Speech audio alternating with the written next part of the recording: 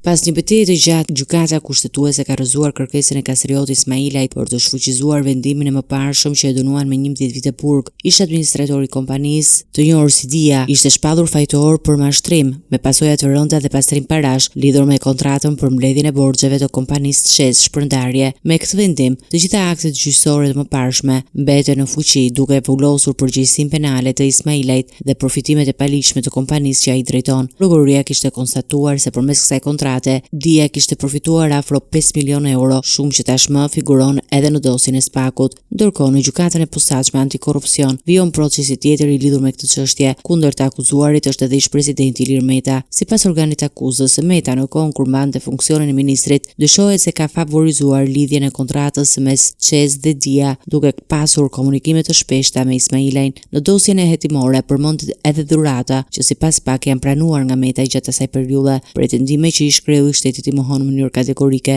Vetë Ismailaj, i cili ndodhet në burg qytetari 2024 dhe akuzohet gjithashtu për korrupsion dhe fshehje pasurie, ka kundërshtuar konkluzionet e prokurisë, por tashmë rruga e tij ligjore në Shqipëri është mbytur përfundimisht. Me rrëzimin e kërkesës nga kushtetuesja, dosja Çes Dia mbetet një ndër aferat më të përfolura të tranzicionit shqiptar që pritet të ketë hënë edhe në gjykatën e Strasburgut, ku pritet të drejtohet tashmë ish administratori Dias.